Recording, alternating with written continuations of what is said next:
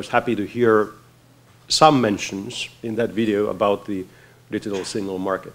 And the reason why I would like to address part of that together with the FIPPP is that since I joined the FIPPP, what I've been doing is that I've been trying to link increasingly the FIPP activities being technology-driven, more into the business-driven discussion on what needs to happen in Europe, how those technology platforms, how those generic enablers that are currently in the pipeline will play a significant role in the future economic development of Europe and in the digital single market as such.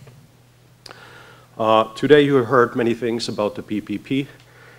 One thing is that I wasn't given keys in the spring. I was given a restart button, so I pressed that, and then we started working on the new consortium within the FIPPP and new ways of working to an extent that we can now say are working towards the right end. This is, I guess, no news to most of you. So primarily, I think Tassos mentioned already today that it's the internet with the future added in front of it. So basically, many of those technologies that are going to be created, it doesn't mean that it will be recreating the internet as we know it, but basically it will add there things that are beneficial to European companies, to European competitiveness, and also the European citizens, the consumers as such. And by doing that, it is in itself already creating a harmonized market for European services and for European technologies as such. So whether it's the smart infrastructures or the services, the main intention there is to have pragmatic, concrete things on the table instead of just, say, political rhetoric on the digital single market as such. Increasingly, part of the FIPPP objectives will be also what it says there in the third bullet point about the business processes. So not only creating generic enablers or providing technology knowledge and understanding, but actually taking a stab at the existing business processes in Europe and really focusing on the fact that what do you need to do? You need to discard the old ways and you need to get the new ways in, because that's the only way how you really generate new competitiveness in all of those sectors that the FIPPP is currently doing. And we heard today examples, for instance, with Fistar about the, I always pronounce it the wrong way, so Fistar of, it's basically on the healthcare sector. That's one example. But the strengthened competitiveness of the European industry, and especially the ICT sector, is something that I worked with for 12 years. When in 1996 I got out from Berkeley, there was a commencement speech by John Kenneth Galbraith saying that please do not work for the private sector, but work for the public sector for a while. And I did the reverse. I first worked for the private sector for 12 years, and now I'm at the public sector, hoping to utilize that knowledge and experience that I got from the private sector for the benefit of the FIPPP. So when you really think about what we need to do in Europe, what are the different things that we need to really put in place. This is a picture that was not done by myself, but it basically gives you a best understanding of where we are with the FIPPP at the current stage. So what you have in there is the Concord, which is the facilitation arm that I'm leading currently. And then you have these projects of which Tassos is one of those coordinators. And then there in the middle is the technology enabler, the technology platform that is being designed and being introduced and actually going to be launched in September this year. So all of that coming together, in my mind, since I know what there is in the pipeline, will generate enough push for really making a European stance on future internet business. Or let's leave the future out from there. So in the internet business, trying to take generate new competitiveness, but at the same time to really generate something which is European as such. We have heard today many times about Google and Facebook and some of these other companies, but what we are aiming to do here is really to generate things that are also geared for the European markets as such, not just being exported from the outside and then implanted for the European market, like most of the digital services of today are. And one of the most important things that will happen this year and will concretize next year is the phase 3. And we heard today, for instance, that what is the value of FIPPP and whether there is a value. I would say that yes, there is a value if we are successful with the next phase.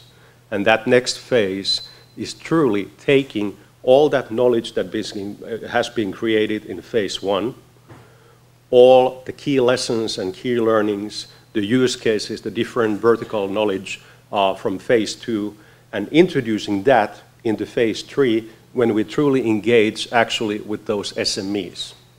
And when I talk about SMEs, I'm not talking about SMEs as a homogeneous group of companies.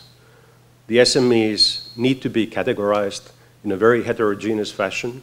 They're very different, they have very different needs, they have very different messages, they have very, very different type of solutions and cases that will be offered to them by FIPPP.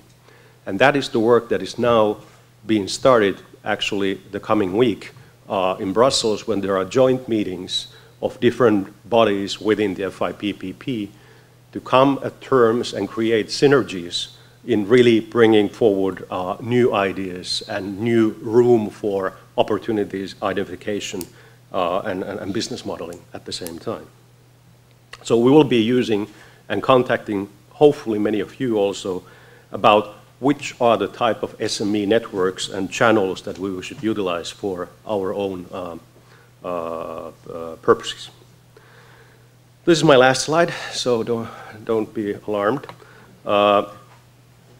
The things that I like to discuss, like Jonathan knows, we've discussed several times about whether it's the digital single market or just the economic transformation that the internet has brought along. And I think we still need to go back into that topic. Today we have discussed at length specific issues.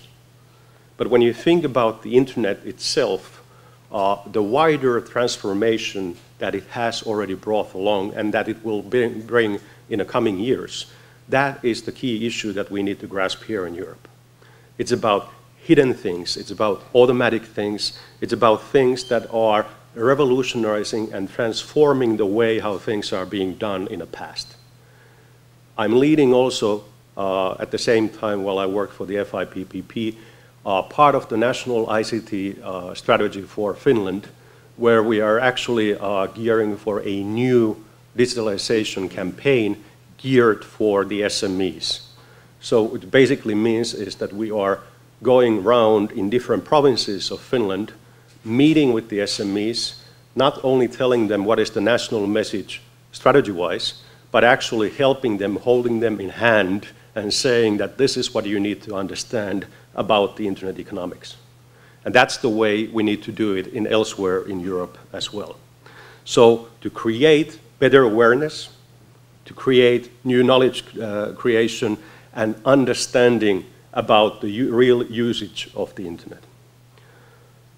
And it all matters if we are able to utilize then that awareness creation and that knowledge creation to really change the way how things are being done, to really generate new productivity. Because without that productivity, we won't have new economic growth in Europe. Europe is an old continent and it's getting older. Not only my home country, Finland, is one of those countries where there will be, if I remember correctly, by 2030, over 30% of the people will be over 65 years of age.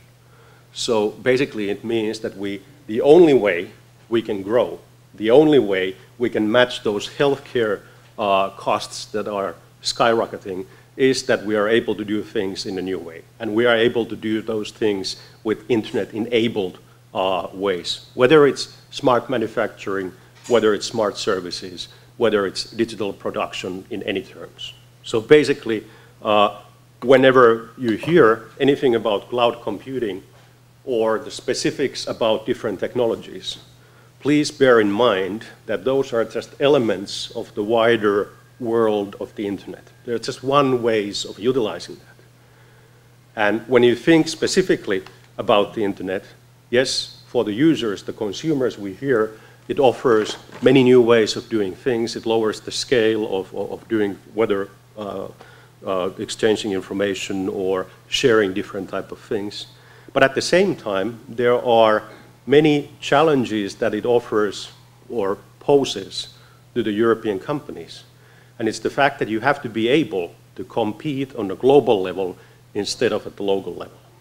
And that global-local discussion is something that I would like to later on also debate during the discussion. But I'll end my presentation there, and hopefully was provocative enough to have more discussion on this. Thank you.